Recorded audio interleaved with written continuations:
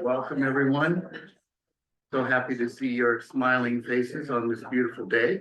No better way to end the day than to come in and refresh with some fascinating history all around us, and many of it I don't know anything about, so I'm looking forward to learning. Thinking about the topic tonight, I've been thinking about growing up with a little refrigerator box outside the kitchen door, and the milkman would come and fill it up and take the empties. That's going to be an oral history tradition, you know, that I was saying, it's like a DoorDash. It was like the earliest DoorDash. And it was just, it was amazing. And I'm sure the reason I love milk and I'm able to still enjoy it is because of that experience and our milkman and milkmen. It was just amazing. So I'm Charles Stanhope, and I'm on the board here at the library. And my fellow board member, Tom, last name's out of my head. Lee. I wanted to call you Alan, sorry. Tom Lee is here as well. We'll start by thanking the staff, Kate and others who contributed and prepared for the event with us here this evening. And I wanted to be sure to thank all of those who are Zooming in. And if all goes according to plan, in due course, the production assistant will mount this recording so you can come back to it again over the summer. Or if your house guests haven't gotten here yet, but they'll be here later, you can sit them down and have refreshment and have a glass of milk and enjoy the evening. So we are very pleased to welcome our colleagues from the Mount Desert Island Historical Society. We had a joint program with the Gilly, and I am very excited that we're doing more of this kind of corporate programming and celebrating the institutions in our neighborhoods. And we know that the MDIHS is I always have to be careful because that's the high school too, right? I know, it's a problem. It's a good one to have. It's a good one to have. Better than Seal Cove Auto Museum, which was Oh. a scam. Yeah. Which was a scam. The scam. She's used that once or twice before, you think? So we are welcoming Raney Bench and John Clark. And I'm only going to take one more moment to remind all of you that this library is celebrating its 130th birthday this year.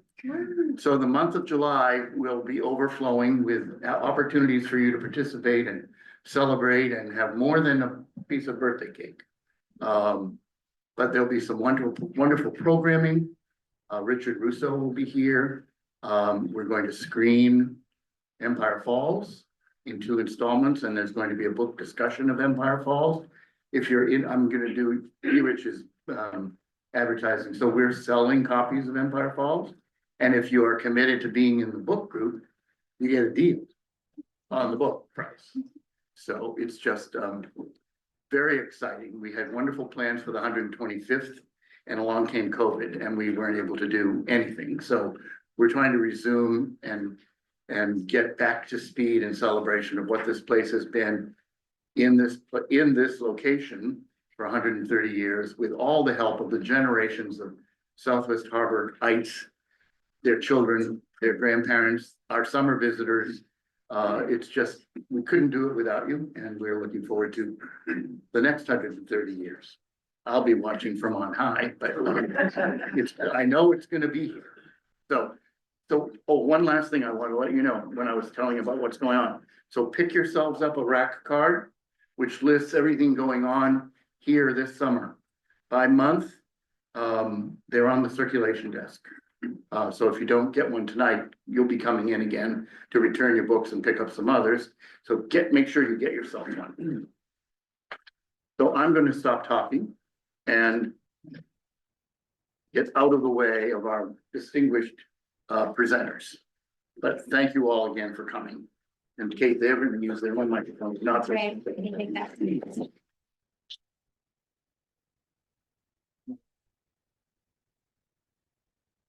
All right, thank you, Charles, and everybody here for being here tonight. I'm Raney Bench, the Executive Director for the Mount Desert Island Historical Society.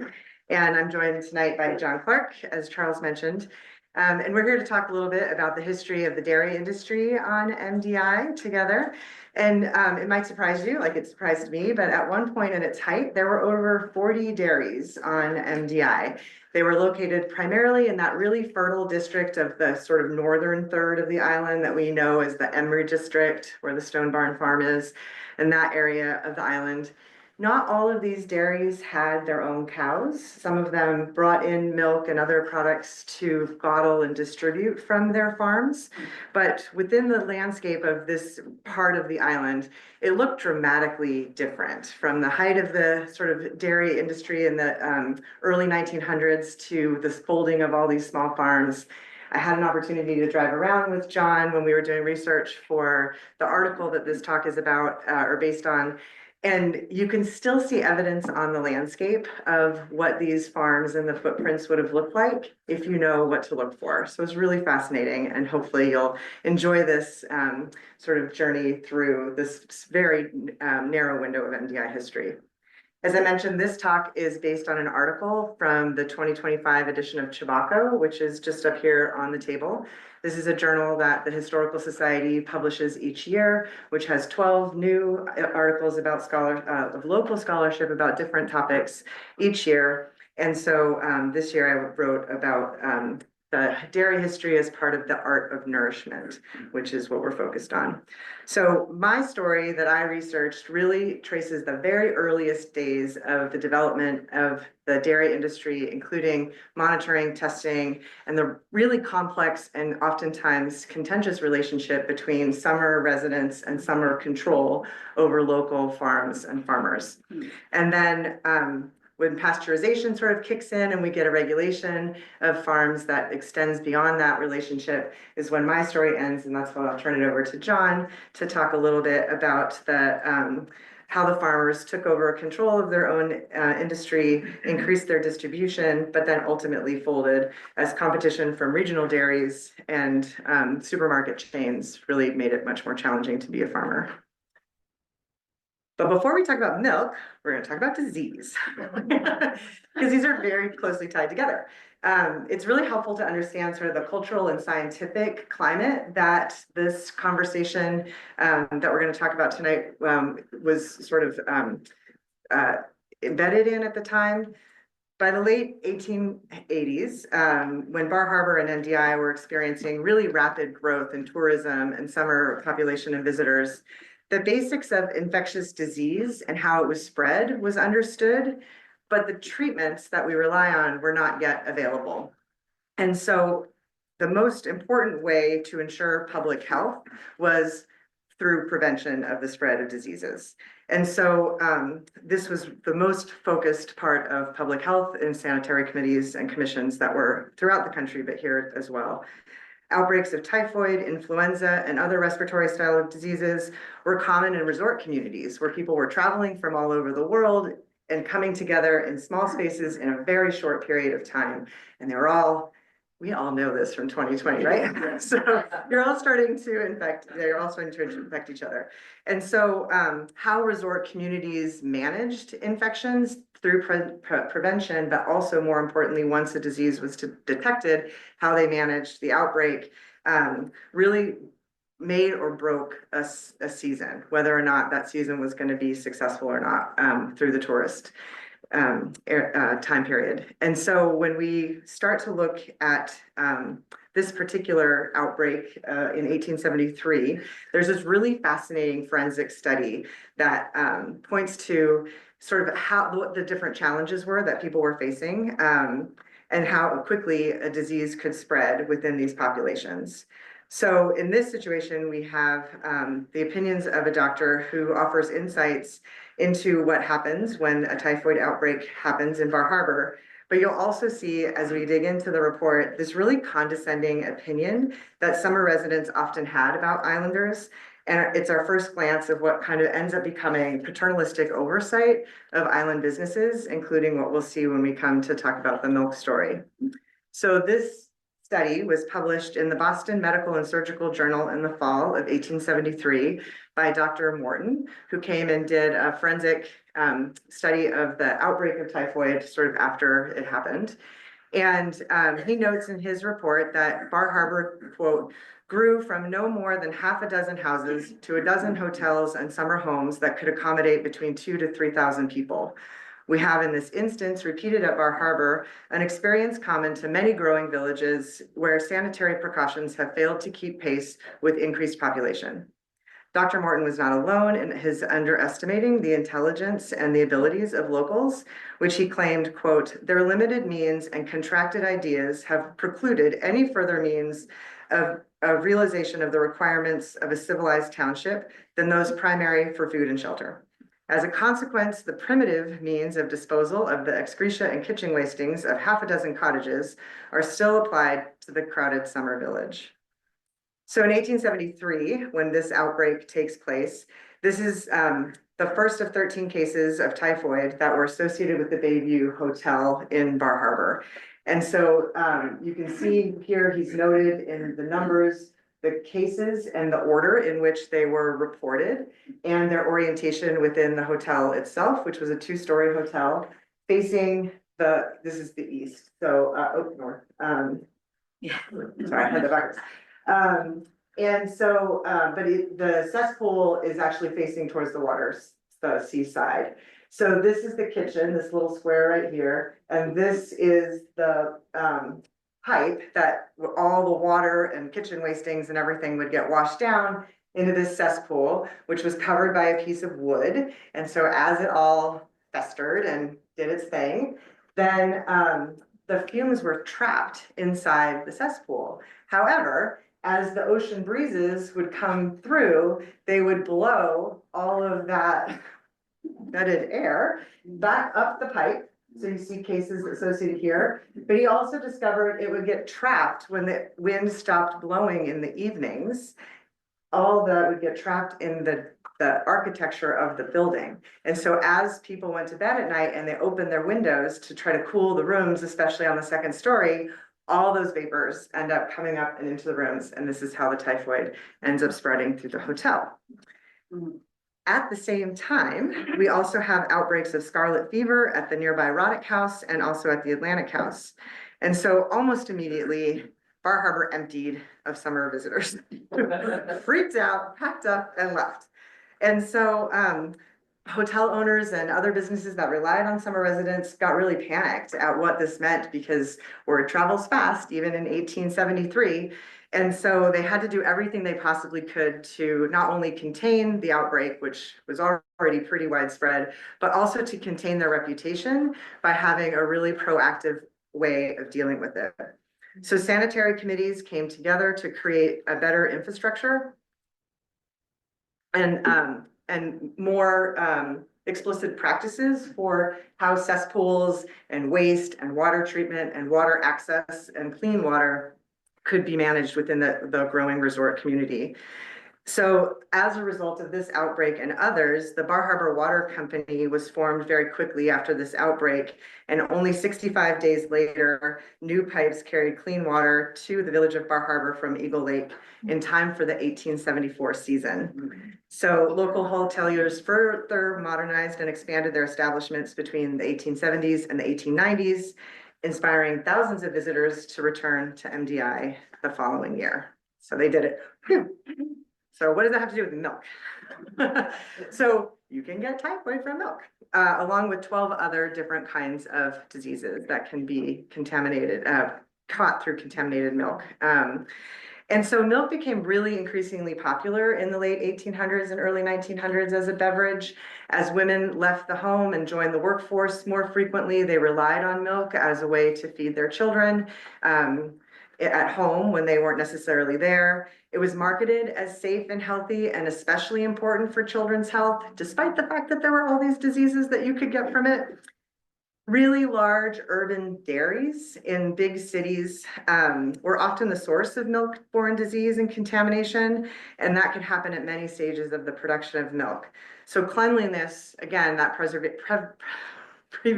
prevention, sorry, I don't keep saying preservation, prevention And cleanliness was vitally important to being able to ensure that your milk was safe. So not only did you need to be having clean hands, clean clothes, clean arms, your cows needed to have clean udders, but you also had to sterilize everything from the washing machines to bottles to everything that would have access to that, in addition to wanting to control flies, dirt, and dust from getting into the milk as it moved from cow to bottle to truck to store. So there's lots of opportunity for areas of contamination. And state and federal oversight of dairies during this time is sort of hit or miss, but it was becoming more and more popular and important, especially again in those large urban dairies for public health and safety. So prior to pasteurization, sanitary practices were the best way to keep milk clean. And they had also invented a series of laboratory tests to be able to detect whether a batch of milk was contaminated or clean. There were specific guidelines that were created to share with farmers to be able to prevent contamination. So testing farmers' cows and milk became really common in large urban areas, but the advances took much longer to reach small rural farms like here on MDI. But the diseases were also less common on small rural dairy farms. So if you have a small run farm, it's easier to keep sanitary conditions. You're more connected with your animal and your community that's consuming your product.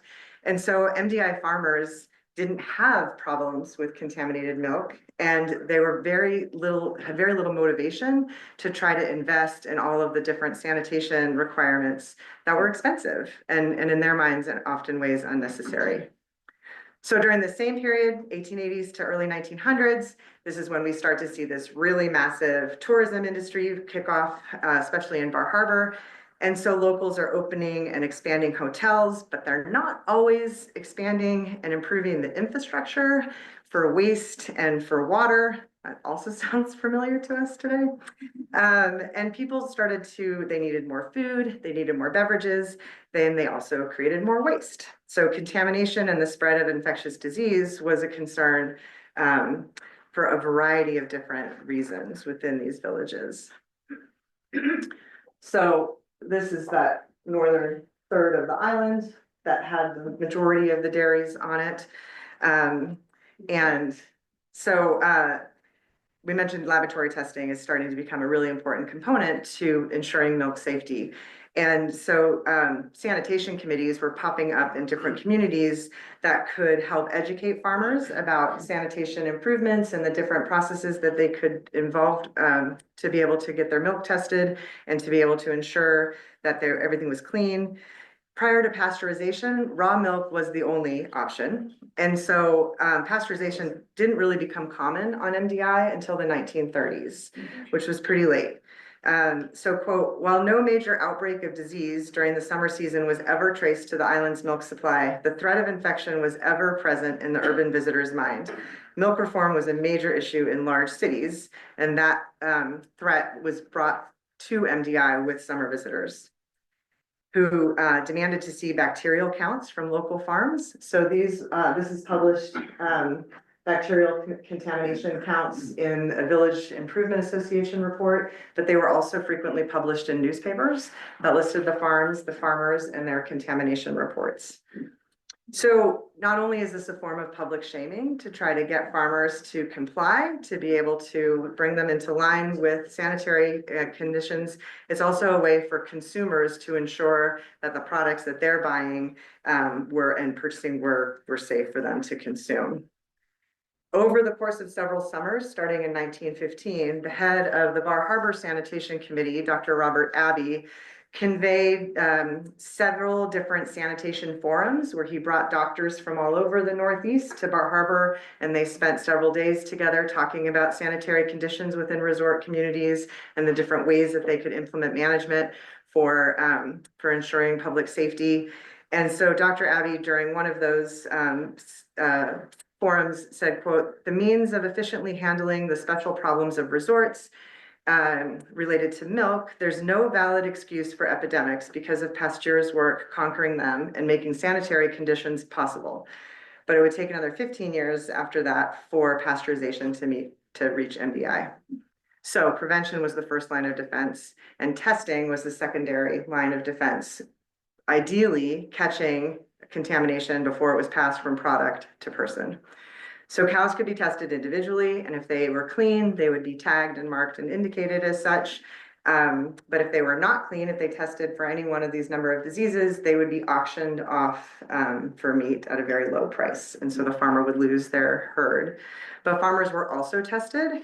And we know of at least one case that John shared with me, and it's in the oral history records of the MDI Historical Society, of a farmer who tested positive, and his herd was taken away and sold at auction for meat, and he was no longer allowed to work in the dairy industry at all, but became a butcher, which John pointed out was like, I guess it's not equal contamination risks. So he worked in the Bar Harbor in one of the shops. Starting in the late 1800s, early 1900s, it depends on the town you're talking about. We see the rise of these village improvement associations or village improvement societies. I use VIA in this for no particular reason, it's just easier, but they go by both.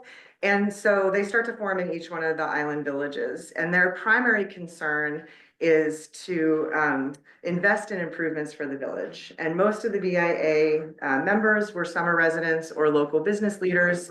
And so they had different committees that they broke out into. You can see some of the committee structures here. So trees and planting committee, the sanitary committee, roads and paths and parks, recreation, beautification. So they were really focused in ways to make sure that the community was functioning the way it should on some level, but also was a really attractive and beautiful and welcoming place to be. And so the structures are slightly different. If you look at Northeast Harbor's Village Improvement Association, they have a committee to ban autos for 13 years when that was relevant. They have committees related to the swimming pool, tennis club, sailing, paths, beautification, gardens, trees. So those things that were really important to the residents who were focused on those things. And so each one of these committees all throughout the island had a sanitation committee. And then within the sanitation committee was also a milk committee that was focused solely on the dairies within the villages that they oversaw. So the milk committees were tasked with building awareness about the importance of cleanliness, working with farmers and educating farmers on how to improve sanitation on their farms. And this was a voluntary role until Bar Harbor was the first of the towns to hire its own milk inspector as a paid position in 1906. And it was based on the concerns that farmers in Eden were not taking seriously enough the contamination and illness threats that was posed by milk. And in his first report in 1906, Chairman Dave Morris observed that, quote, investigations reveal a state of affairs in the dairies supplying the town that is, to say the least, astonishingly lax. The dairymen are willing to conform to suitable regulations as to tests of cattle, et cetera, provided that they are able to secure a return for the increased expenditure involved. Unless consumers are willing, as they have thus far failed to show themselves, to pay for the greater cost of certified milk, it will not be forthcoming. Annual reports that were published by each of the VIAs traces the evolution of dairy oversight, and it was an incredible research tool to be able to have. I give a huge shout out to the Bar Harbor Village Improvement Association for digitizing all of their reports, because it made this research incredibly easy. So it's really interesting to note that when we first started digging into these records in the early 1900s, the requirements for cleanliness and bacteria counts that are being published and being expected for farmers to observe and to follow are not national or state laws or mandates. They're totally voluntary, coming from within the community itself, primarily through village improvement associations. And they're enforced through public notices that shame farmers into compliance, or also by consumers who are purchasing milk from the very cleanest farms that they can find. So it creates market pressures to conform. So these are not yet those national and state milk regulations that come in later. So this piece caused tensions between summer residents and year-round farmers, because demands for the improvements that summer residents wanted versus the cost of the improvements is a constant challenge between these two communities.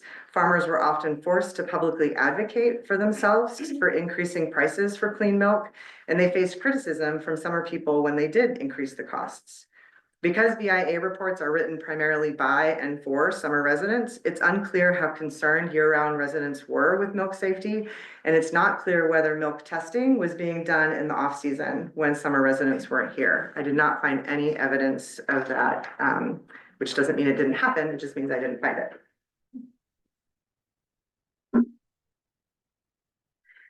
By 1912, the milk inspector in Bar Harbor was visiting between 20 and 30 farms each season.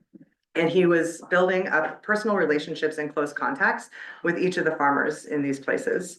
Together, the inspector and the farmers worked to improve the quality of their spring water by moving like cesspools and garbage disposal areas away from well water, moving machinery away from well water, by trying to educate farmers and recommending improvements for the facilities themselves.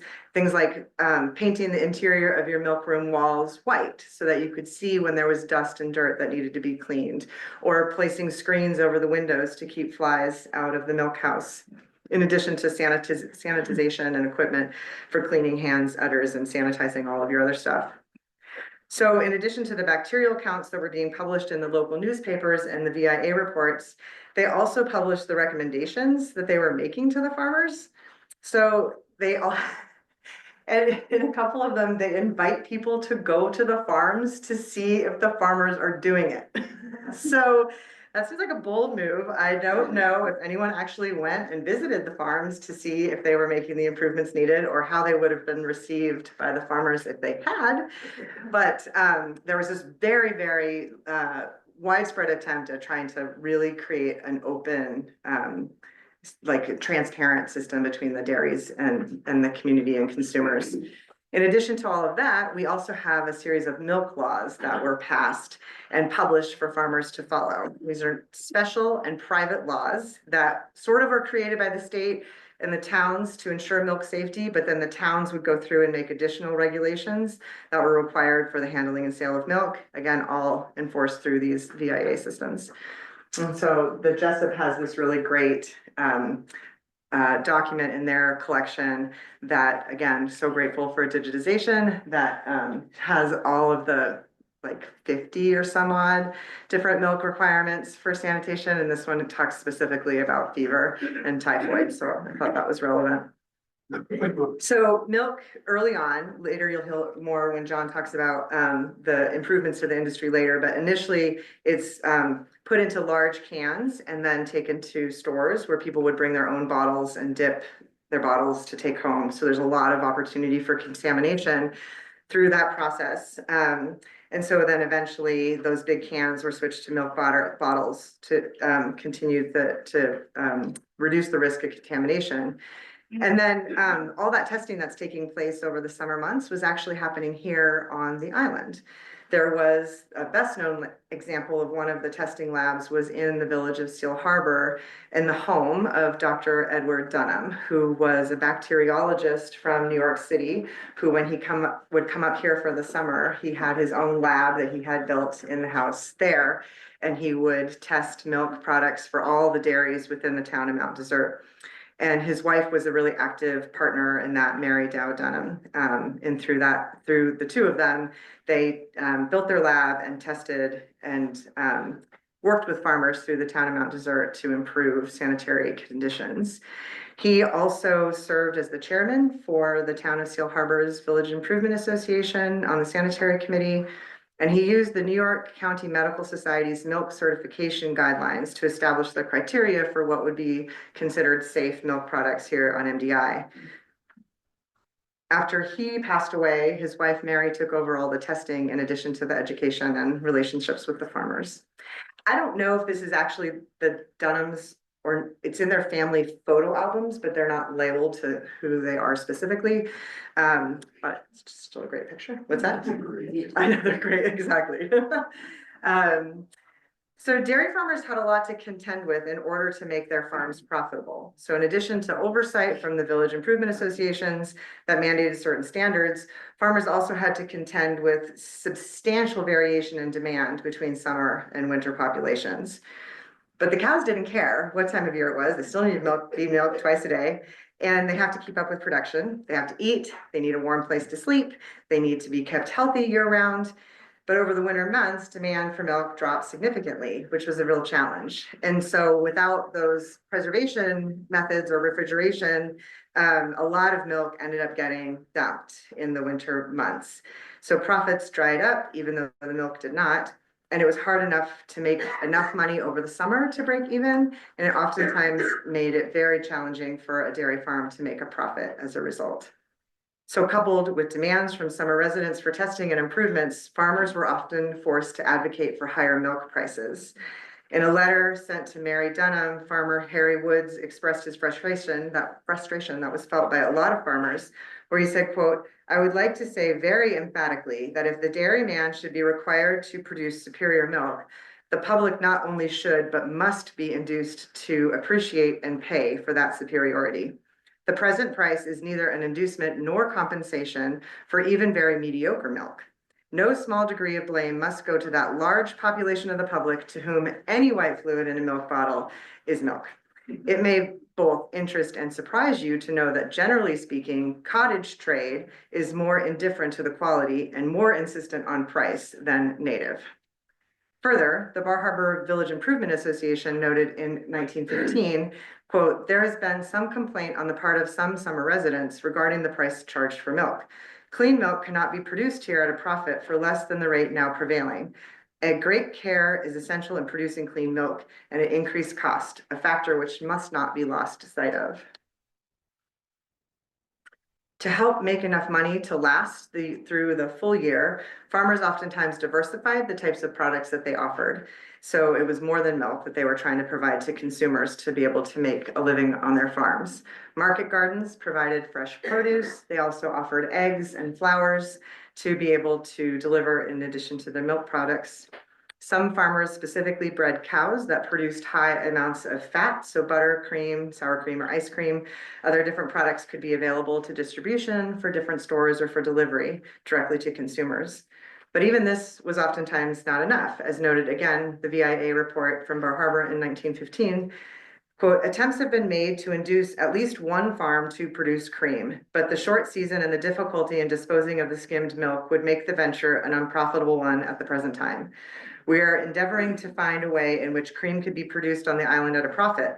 As each year we find that the cream which is shipped from some distance is not entirely satisfactory, and we cannot control in any way the conditions under which it is produced." There's that control factor again. So further frustrating farmers who were struggling to make a profit, this control that's exerted over their business itself started to really add to tension. Many summer residents lacked the understanding that the demands that they were making created economic challenges for the farmers. And so this larger trend that sort of we see play out in different ways on the different communities of the island can really be best understood through the example of one farmer, Pearl Richardson. The summer colony in Seal Harbor had been purchasing raw milk up to 1919 from a woman named Vesta Clement, who had a farm that they worked with directly. But in 1919, she passed away. And the summer colony, certain members of it, wanted raw milk only. They did not want to have any pasteurized milk. And so they felt like they needed to have control over a certain farm to ensure that the raw milk products they wanted would be safe. So Dr. Dunham, J.D. Rockefeller Jr. and others formed an investment group, and they reached out to one of Vesta's employees, Pearl Richardson, to induce him to buy his own farm and produce milk meeting their specifications. And so they loaned Richardson the money to purchase and establish his farm, charging 7% interest and requiring monthly payments throughout the year. So Richardson bought a 13-acre farm, and he built a new silo and improved the existing barn. He agreed to accept the instructions from the Dunhams on all aspects of the management of his farm. But the farm was isolated. It's sort of like, if you remember that map of MDI, it's kind of on the Indian Point, Pretty Marsh side, on like the very edge of what is acceptable or producible farmland from this part of the island. And so it's isolated on this back road. It was really difficult to travel with milk containers in the vehicle and make sure that they stayed sealed and contained and were not getting contaminated. The road was oftentimes plagued by ruts and potholes and mud, and so it's really hard for him to get in and out of the farm. In addition to that, it's like, could it be for, well, could be, but it would be hard to be farther away from where his client base was in Seal Harbor. And so the distance made additional challenges for him to be able to get milk to his clients. He also, in addition to having the poor grazing land and this really challenging location, almost all of his clients were summer residents. And so when they left, he had virtually no one to purchase milk throughout the winter months. And so paying his loan payments throughout the winter was increasingly difficult. And he defaulted a number of times on those payments. Sometimes when we do this historical research, history gives us like a little nugget and then it's vague and you just dig and dig and dig and you can't find anything else. So I have record that says Richardson suffered, quote, a series of small disasters, but I don't know what those were or how they affected his farm. But ultimately, he finds himself mired in debt. He's frustrated. He doesn't like the control being exerted over his business, and he wants out. Mary Dunham believed that he had the cleanest milk available on MDI and she wanted it for her children. And so she encouraged him to keep trying and to keep farming. And after her husband passed away, she forgave the loans that Richardson had from her family. And she encouraged the rest of the collective to also forgive his loans, but they did not. And so we have a quote from J.D. Rockefeller that they tried to find a more intelligent farmer, someone who knew more about modern farming methods. The rest of the collective felt like his failings were a direct result of his intelligence and not all those other factors to sort of take into consideration for why his farm might have failed. Pasteurization, that really important safety measure that Dr. Abbey was sure was going to come on to MDI in 1915 to eliminate milk-borne disease, finally becomes commonplace among the milk industry nationally. And so consumers here start to demand it and expect it in their products, not only year-round, but summer residents as well.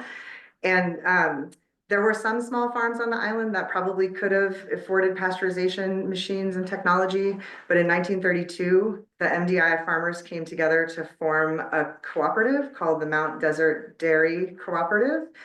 There's this amazing multi-page spread in the Bar Harbor Times from 1932 that details like all the incredible innovations that are going to come from this dairy. There are literally like articles and articles and articles about milk-borne diseases and how they're killing children in all these other cities. And it's like all these horrible, horrible things. And it's like, but not here because we're going to have this dairy. It's going to be amazing. And the Times said it's, quote, not just another business, it's something new and daring and different. Farmers made up the board of directors. They dictated the terms of how the farm was going to work and operate. And it also included a centralized pasteurization plant here on the island. They purchased 4 trucks to offer a delivery service to Bar Harbor, Northeast Harbor, and Seal Harbor. And they delivered more than milk. They also delivered eggs, butter, cheese, and ice cream. They boasted of having 217 tested cows that would provide over 75% of the milk used in Bar Harbor and the surrounding areas. This complicated testing. So when you had one farm producing everything, you could do your tests and you knew A to Z. When you have a collaborative or collective with milk coming in from farms from all over, they had to come up with different ways of isolating and testing batches before it was combined so that they could ensure if anything was testing high or had positive for disease, they could isolate that milk and remove it. And so they were able to come up with a lot of those different testing protocols as a result of this collaborative. So the cooperative was also trying to address common problems within the industry that were crippling island farmers. So for example, costs of improving your technology, like needing your own, every farmer needing their own bottling plant or needing their own pasteurization or needing their own delivery trucks. This way, everybody could sort of work together and be able to share those different costs without competing with one another. And then working together, they could sell their milk and earn greater profits. And then they were also trying to regulate distribution so that they could limit that really big ebb and flow change between summer and year round. So they were able to distribute to more customers further afield to try to sort of minimize some of those changes. And then they also were trying to offer more products, including that elusive, beautiful cream that was mentioned earlier as having a hard time finding. by combining milk from several different farms. There were also different products that could be made. Not every farmer needed to produce every product now to be able to deliver. So if you had cows that just had really high butterfat content, you might be able to produce just the things related to that, and not want to produce some of the other products. But now everything goes into this collective, everything is produced within this one piece, and all the farmers get benefits from that. So farmers working together, the introduction of pasteurization, and the shift from local testing and inspections to this taking place on the state level all had the desired effect of farmers having more control over their farms and their products, and it eliminated the role of the VIAs. So when you go through the records up through the 1940s, there's still milk committee reports that are sort of mentioned underneath the umbrella of the sanitary committees, but they're certainly not within the same like powerful role and sort of management that they were in the earlier decades. And so overall, the farmers were not as subjected to the committee's whims as much. But despite the fanfare in which the MDI dairies were unveiled, the effort turned out to be very short-lived. Infighting among farmers and increased competition from off-island dairies and grocery store chains brought the cooperative to a close in probably less than a decade. For all the splashy Bar Harbor Times pages that talked about its creation, I couldn't find anything that talked about its disbanding. And John wasn't able to find, he doesn't know that much about that history either. So there's like another rabbit hole to go down and investigate in the future. But the failure of the cooperative was not the downfall of the dairy industry on the island. So I'm happy to sort of pause and my part of the storytelling and introduce John Clark, who's going to take us up through the more modern history.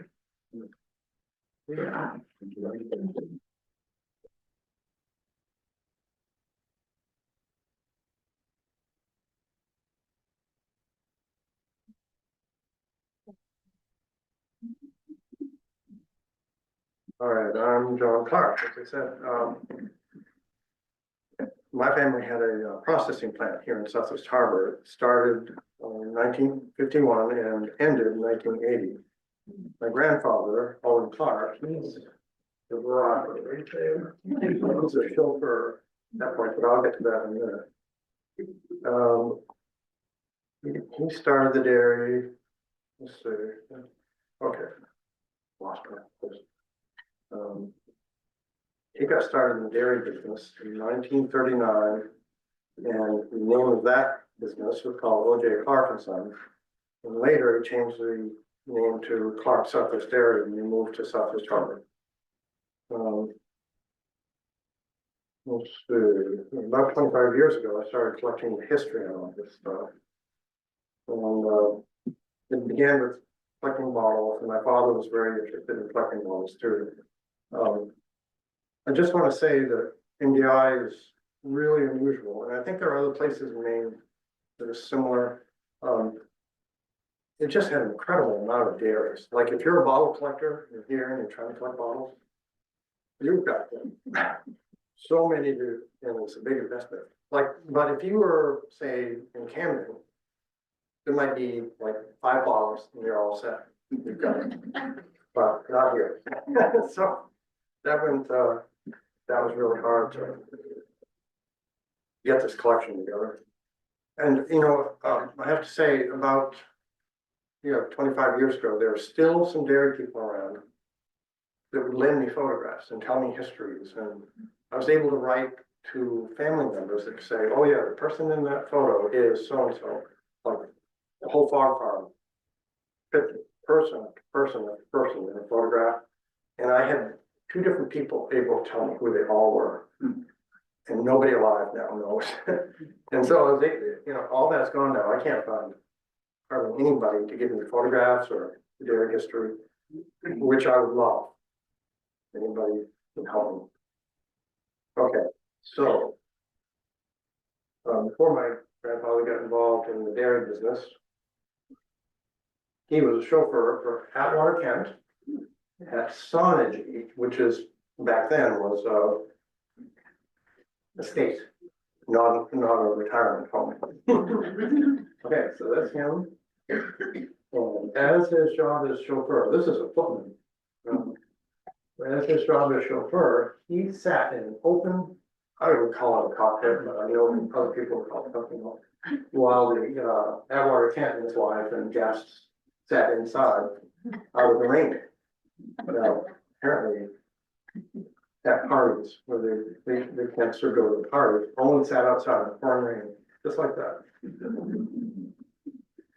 And when they were done, they'd come out and he'd drive them home. And so he did that for 9 years. And let's see, am I missing anything? All right, so then from there, how he got involved in the milk business was he went to work for a man named William Pearson Hamilton, who had bought 40 farms there, ranging from Des Moines, Harbor, all over the place. Trenton, probably 40 different farms. These are dairy farms. And he started a business, Roasting Ranch Incorporated. And he hired my grandfather to handle the delivery routes. So that would be probably stores, but mostly customers, door-to-door delivery. All right, so that lasted for about 2 years, this affair. He sold the farms either back to the people that owned them, and I don't think he occupied the farms. He may have let the people stay there and run their own farms, but he owned it. But anyway, I don't know, each farm probably had its own which flavor, where it went, but he closed after 2 years. But, and he sold everything, including land, horses and cows, and oh my God, he had everything. Okay, Hamilton Station, you've heard of Hamilton Pond. Hamilton Hill. Hamilton Hill, I mean, a lot of stuff named after him. He even had a newspaper, I think. You remember that? No, okay. Newspaper, What I'm year pretty sure. is this now? Oh, this would have been around 1939, I think. So, all right, sold everything, but the most valuable part, well, to some people, my grandfather and the bookkeeper, whose name was Hugh Kelly, Hamilton gave the milk routes to those two men for the whole island. Now, they split them amongst themselves. It was like a little, I don't know what you call it when you, like a control. They agreed not to compete. It's a little, anyway, so they agreed not to compete against each other, and it's on their side. John, I'm gonna move the mic a little bit closer. That's all right. If you turn towards me. Thank you.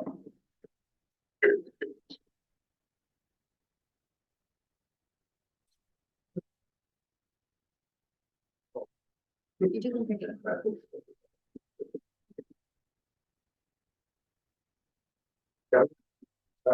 Yes. All right. This is one of the persons that got have half the routes, and my grandfather got the other half. This is Hugh Kelly. And notice he says pasteurized milk and cream. I don't know the story behind that, but it was very important because at that point to have pasteurization on the bottle. Now, this is his bottle, it's pasteurized and raw milk. This is a school bottle or a cream bottle. Now, okay, so Hugh Kelly, he got half the routes and he got Bar Harbor. So he's happily delivering in Bar Harbor, and then we get to Fire 47. So his was up on the Rory Drive, his farm, and the fire jumped the road. The Fire 47 came from that marsh, Galder's Marsh, Galder Dump or whatever. Jumped the road. There was Hugh Kelly's processing plant. So he got wiped out. There is a bottle that was in his shed and was processing plant. You see how melted that is? So I just want to say something about the models on here. That's an older model, older style, embossed. This is more modern. This is what they call powder glaze in there. So these are a little bit two different generations, but that's just in case you wonder why some are clearer than what some aren't.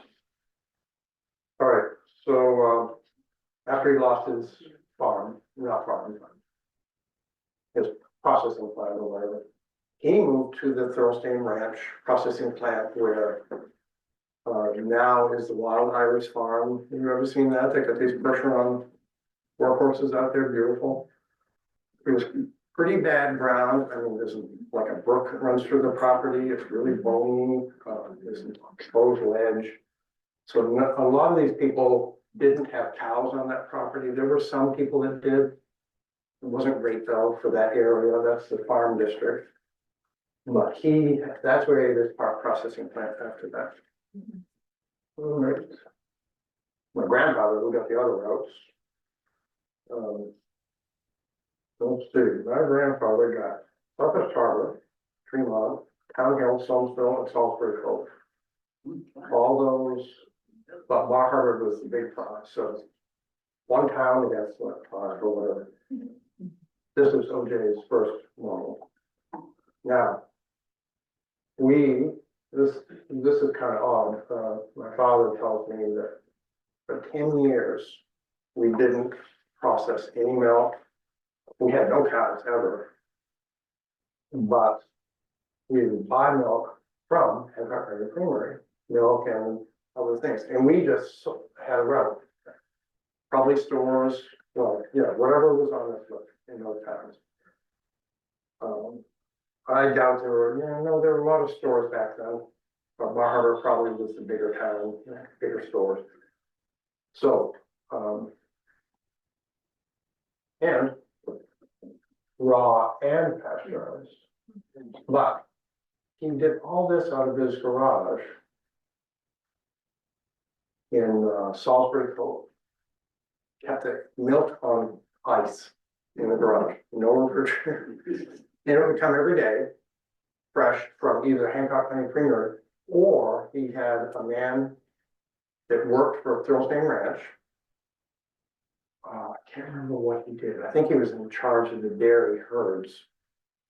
He had a huge farm up in Hamden. And believe it or not, this is true. They drove that milk from Hamden to Bar Harbor. This was before Hancock County Creamery sold milk to us. They drove from Hamden to Salisbury Cove every day, 7 days a week, for almost 10 years. And then, I don't know, we must have had more trucks before then, but my father said this is our first truck. I think what he meant was this is our first real truck. So, let's go again. John, did they bottle it in the garage barn there?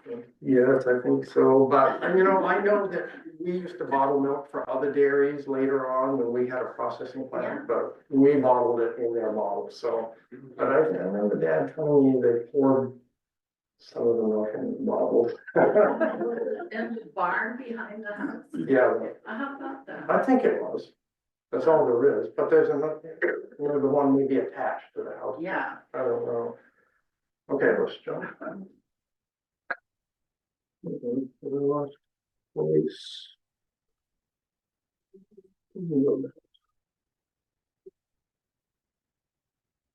we might have something a little finer on it.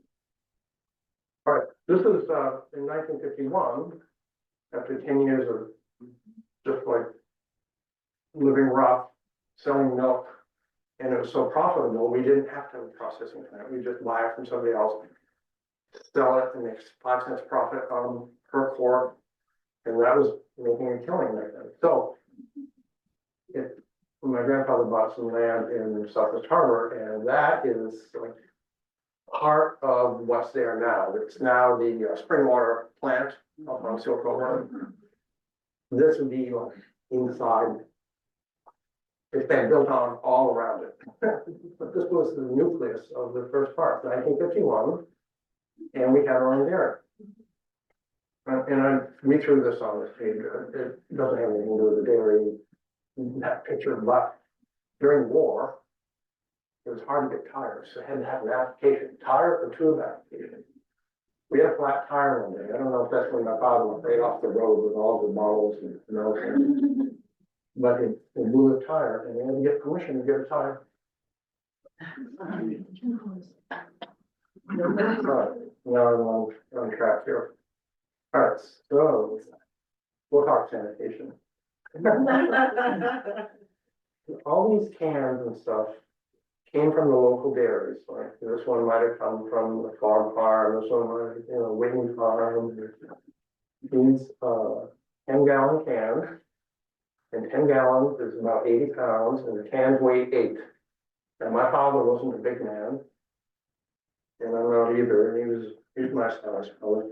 And he humped these things all day long. Now, these milk cases, I did a little calculation, and guessing on the weight of the wooden milk case, full of bottles with milk in it, they're 55 pounds. And they just hump this stuff all day. I don't know how. I mean, I would think you'd have to be a giant to do it. All right, as far as sanitation goes, they paid $3,500 in, I think it was 1951, for this milk bottle machine. Clean the milk bottles. All right, so these bottles are empty in the case, but they're not necessarily clean. They pick them up to customers at the doorstep. Or they pick them up at stores or whatever. But they went through this machine and it's sterilizing. So that machine they called Cadillac because it cost $3,500 in 1951. Now, I don't know how long before we had paper cartons, but that machine went to the dump. That investment, as soon as things got updated and modernized, they hauled it off to the dump and they hated it. It was awful. All right, so the glass milk bottles, I'm not sure how it worked. I should have asked my brother Tom, but I'm not sure that he was around and working at the dairy in 1951. Anyway, so these clean bottles are heading towards through the whole wall, see that? And conveyor belt, I guess. And that goes to the bottling machine.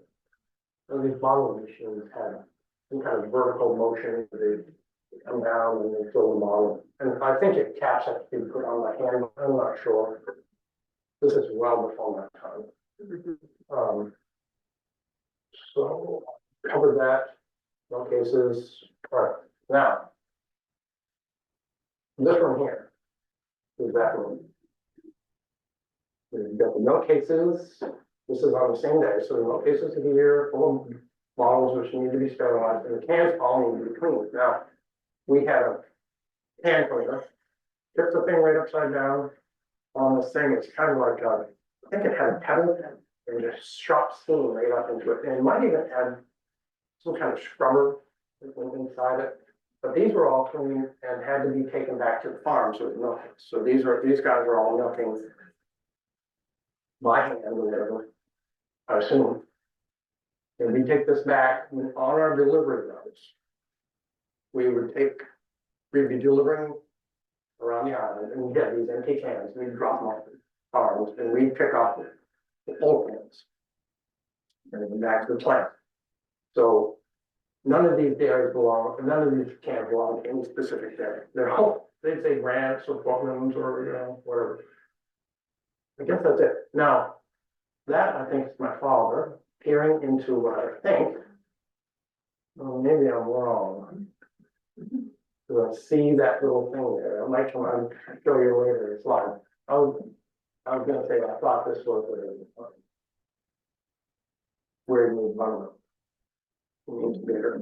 All right, let's go. This is just. That's what I think you might have seen instead of the incubator between the shape here. That's a mixing tank. Now, when you make chocolate milk and you try and do something like this at home, it's really hard to mix together. So they just put the milk in and they pour in the concentrate and they just let this probably mix for hours. I don't know. This is all these things. They must have valves here, but I suspect one of them is going to the bottling machine. And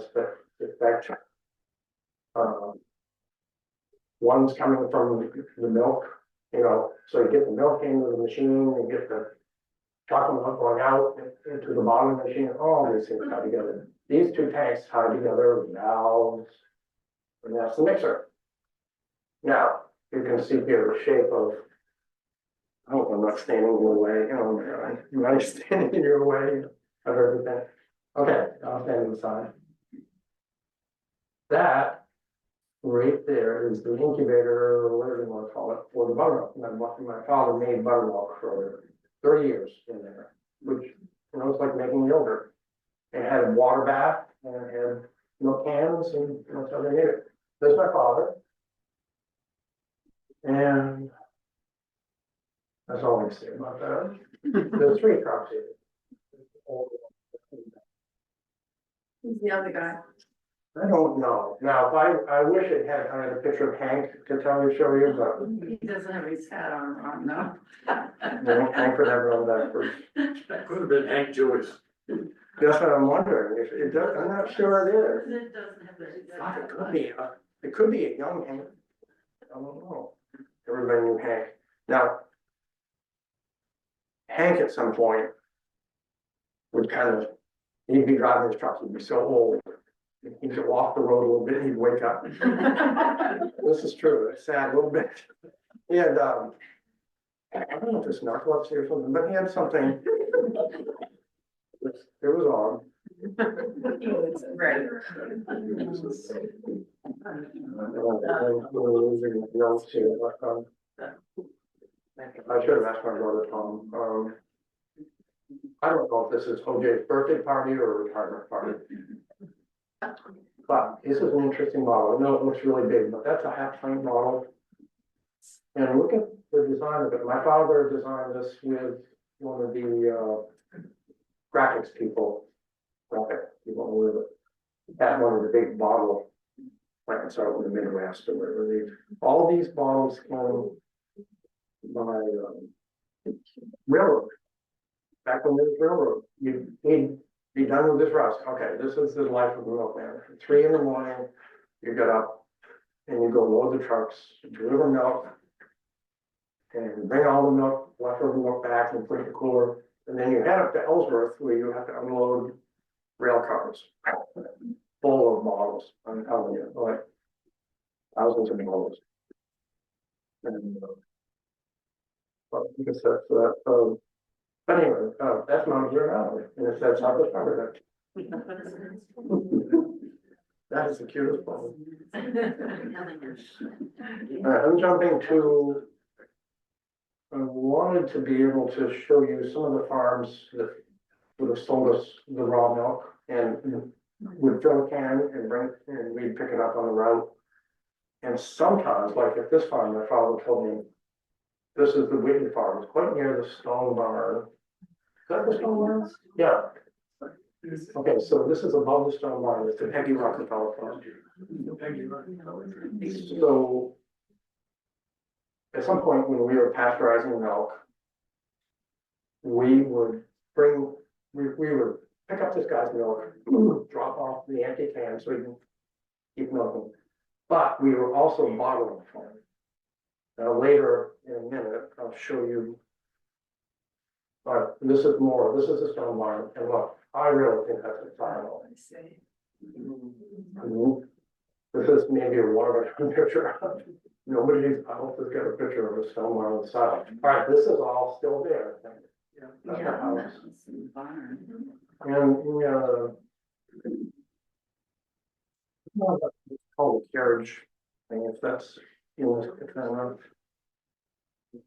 I guess these are bricks. I don't know. This is unexplainable. But it's interesting. John, is that Norway Drive? Yeah, this is up on Railway Drive. I know the stone barn, but the road, there's a straight line going to the left of the dark area. Could that be Norway Drive? Well, this is on Norway Drive. I thought Norway Drive would be one here, and this would be Crookerville would be cutting across in front of this. I see. So we're looking down onto, well, because the creek would be over there and all that, but maybe I'll get a better picture for you. All right, so that's Whitney right there. Now, some of these guys call the name, like a glorious name of the farm, Bear Acres, and it was a nice farm. All right, so these are those milk cans. Don't ask me why he's riding around with those. Maybe in this point he's selling milk out of those cans. Because it was, didn't you tell me that people would Yeah, initially, bail milk out? yeah, before they bottled, they, yeah, had these that you would I take don't your know, dipper out of it. so I don't know why I can be running around with this milk cans. Usually you're running with milk bottles. And I think he had a market garden, I'm not sure, but, okay, so this is a very small raw milk farm.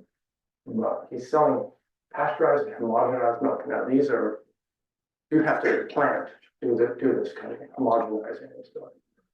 He's selling chocolate milk and buttermilk. Now, my father told me that we used to bottle for him. We pick up his raw milk, bring back his empty can, bring back some bottles. His bottles with his name on it, that we bottled for him. Can you see with me? What year approximately? Well, I don't know, but I don't know, because it's odd that he's carrying those, it might be quite old photograph, but this is quite little. But it has the phone number, the Atlantic 8 phone number. Yeah, that's more modern, so these. Oh, they might not match. Yeah, they don't match. Now, I was a family member, so kind to give me this, I can't really, Beanie, name's Beanie. He's very good about giving me these photographs. All right, well, this is across the road from that same farm, the other farm. And I was going 1966, Okay. they're selling factory milk, things that come out of processing plants. You know, I don't think they had a processing plant. They're a farm, but I don't think they had capability of separating cream like we did and selling factory milk, homogenized milk, pasteurized milk. So I'm pretty sure at this point, not this point, that they were getting stuff from either Hancock County Creamery, which is in Ellsworth, or they were getting it from us, because that's the two nearest processing plants. Now, this is just a really interesting photo, but I don't have much to say about it, except it's old, but I love this.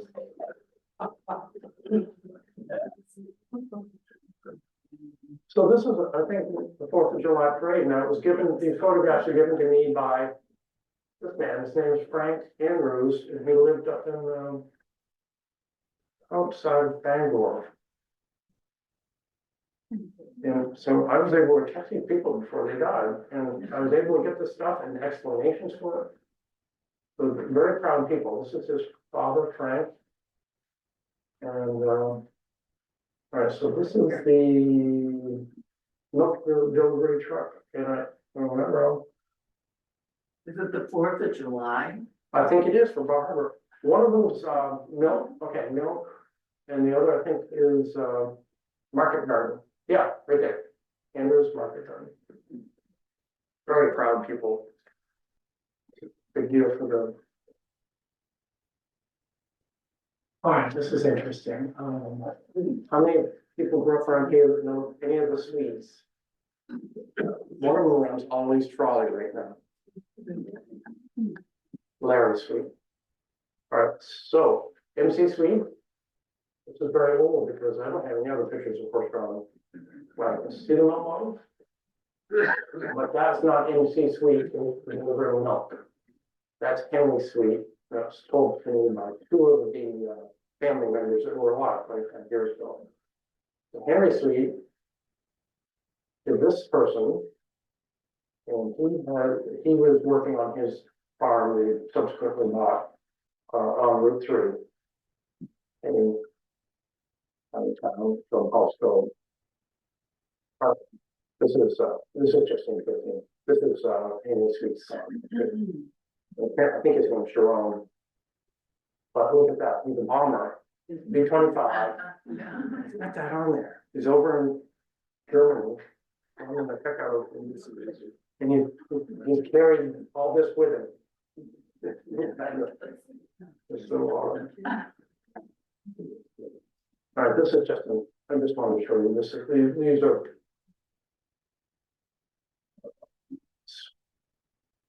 This is quite close to Sweet Pea Farm and that whole area. That's quite a good dairy area. This one to show you, these are part of the farm, that's like their milk delivery truck. This is the little girl, she's an old lady, and she gave me these photographs to copy. You know, look at this, that's just amazing. They had 15 cows. And this is a HC Smith farm, right? So we would know. All right. Everybody drives over. And right here would be the chief's house. And right here would be roughly where that antique store is, the fake silo. And this man here, Lloyd Furniture, bred Guernseys, and he was world renowned.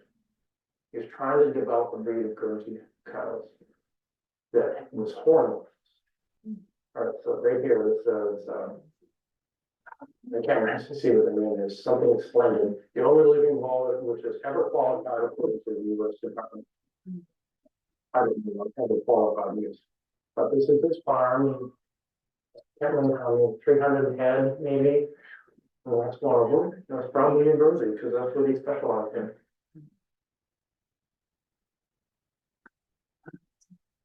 All right, so these are really interesting. Every calf is a story, where the models are kind of boring. You have these?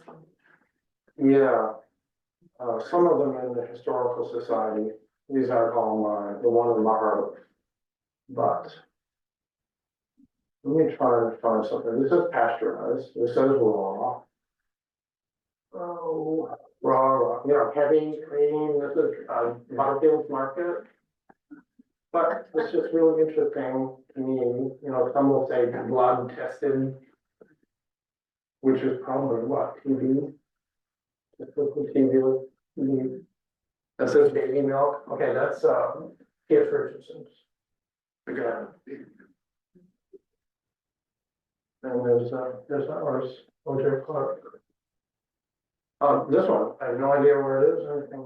SP because Otter Creek. And see, there's Otter Creek. This liquidy looking thing there. I have no idea where it is, know nothing about it. These are before now. I would change it all, because that's stupid. This is where we used to load, and behind these doors here, there were big, really big coolers, 2 big coolers. Spring water. The thing was kind of in the back. This is the farm dairy farm. That's what it says on the model. And that's what I think where the house site would have been.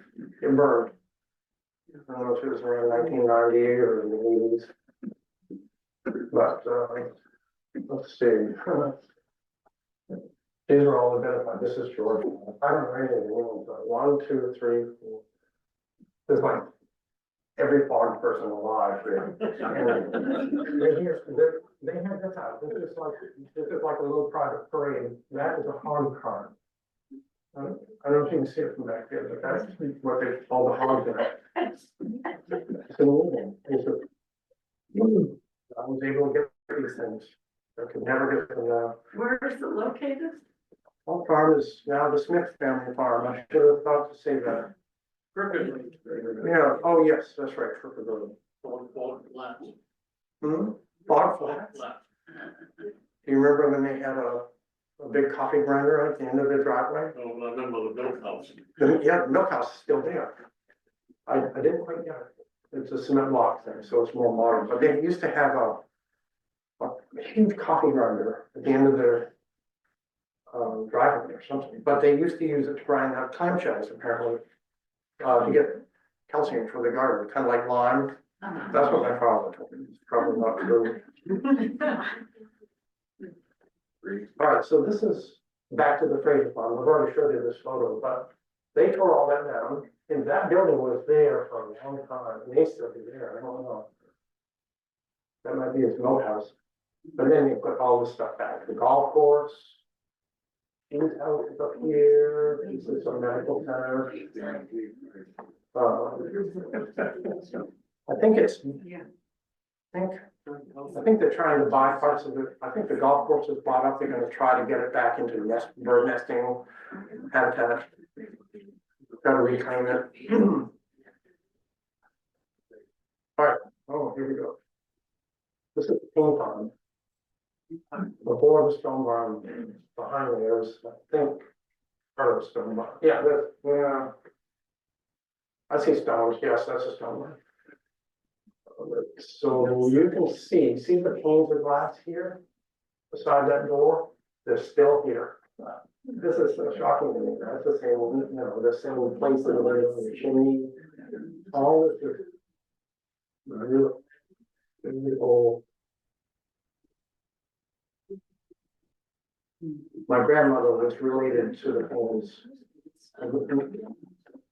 My grandmother had two bayonets, one from the Civil War, both from the Civil War. My brother has one, my brother Tom, and I have one, and one of them, we don't know which one, came from one of my ancestors that fought in the Civil War. And on my website, I've got a letter from him talking about having written his wife, and this is the end of the war, and about Grant took over, you know, overwhelmed Richmond, and, but it's worth looking on the website for the Paine Farm. And I think that might be close to the end. All right, so this is the Whitney Farm, David. That's the Roy Drive. That's the one you drive. And then you come inside, you know, the stone barn would be kind of over the edge of the bank there. This is the, you know, when you're at the stone barn farm, you want to go for a walk, these are the fields you're walking through. Yeah. And so this is the Peggy Rockefeller farm. Now, I think this building here is probably that. Yeah. The window places. All right, this is my website. I don't know if I've got, okay, look at that, the farm dairy. Isn't that great? I love that. But you can look that up, there's more history on there, not enough, I would like to know more. I guess that's it. Does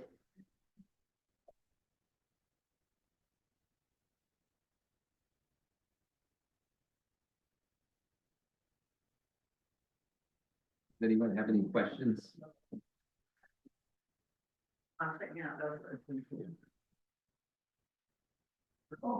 Great.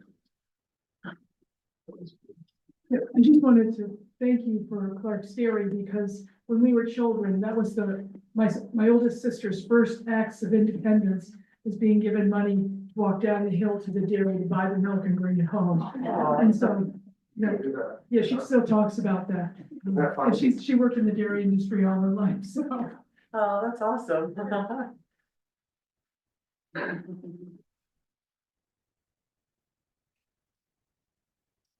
Lisa? Yeah. I know there were a lot of dairy farms, and I'm sure the sizes vary, but was there an average size? I mean, were some of them huge, or were they, I noticed in here, one of the farms you said had about 15 cows, so Oh, yeah. I was curious about size. Remember that slide you had on? Several cows for sale. Yeah, there were, like, a lot of them were very, very small farms, and so they might have, like, I didn't point it out, but there was an ad for a sale of a lot of cattle. Not, I guess, quantity, but a lot, A number. and there were 7, and so I would say in the research that I did, it didn't, there are records in our archive at the MDI Historical Society that list every farm and all the livestock that they had and the quantity of egg or milk or whatever that they produced. I did not get into the minutia of that. So I would say like the range would be probably on the smaller scale, the 5 to 7, on the larger scale on the island. I mean, I don't, not big. Never big, I don't think. Almost all of them were small family farms. And so as you go across and you are in the Emery district, especially if you're on Route 3 from the head of the island toward Bar Harbor, there's even like an old hay wagon that's in somebody's field there, but you really can start to see like the stamps of what each one of these farms would have been neighboring one another, so they all had the farmhouse and the barn, the woodlot, the market garden, the area for the chickens, the area for the cattle, and so they were arranged slightly differently, but they're all adjacent to one another, and when you start to look through those fields, you can see how they were laid out by, even though the farm isn't necessarily there, and you get a sense for scale, that it's more quantity of farms than it is a farmer having a quantity of cows. I think it would be very hard to sustain a large herd here, given how volatile the market was and how poor the conditions were for farming. Yeah. Oh, sure. We've got a couple of comments. Kathy Pratt says, thanks, this is so interesting. She remembers getting Clark's milk at the store. And thank you very much. It's really fascinating.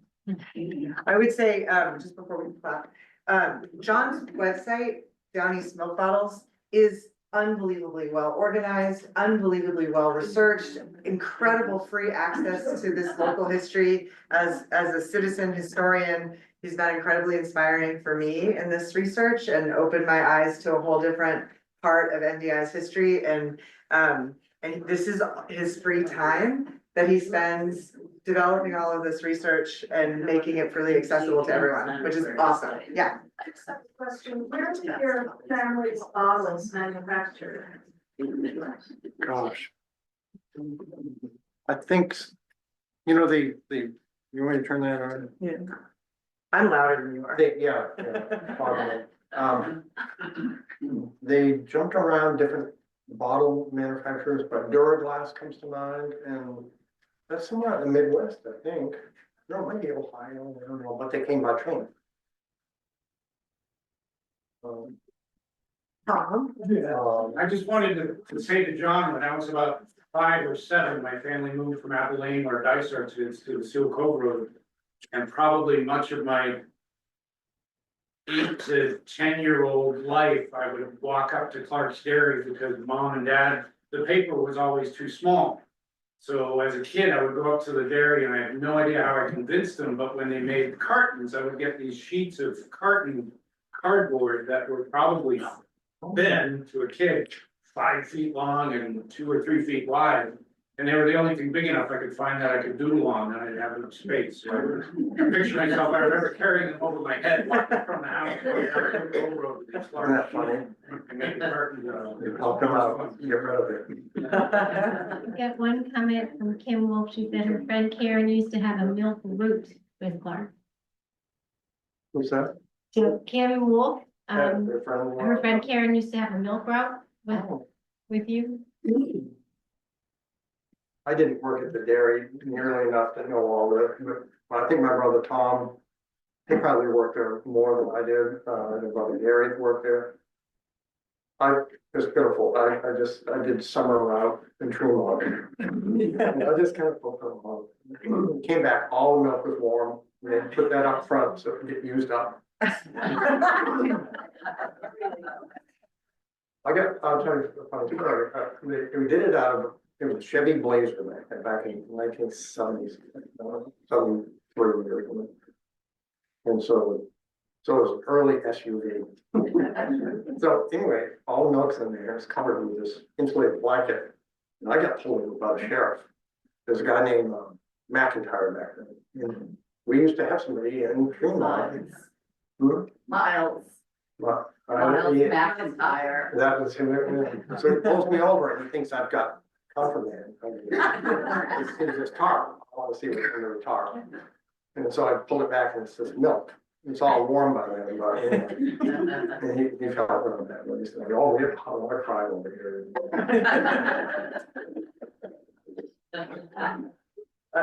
Behind you, Lisa. Behind you. Sorry. Does anybody make cheese? Just the buttermilk as far as I know. Why dump all the milk in the wintertime into the ground? Why weren't people making cheese? I think cheese requires a really different infrastructure from my tour at the Cabot Creamery in Vermont. That like farm cheese you might be able to do depending on the fat that was available, but like cured cheeses were probably a really different process and needed different equipment and tools, and I don't know, it's not mentioned in anything that it was tried or considered, or it's not on any of the distribution lists for farming. Just housewives made it, so it wasn't important.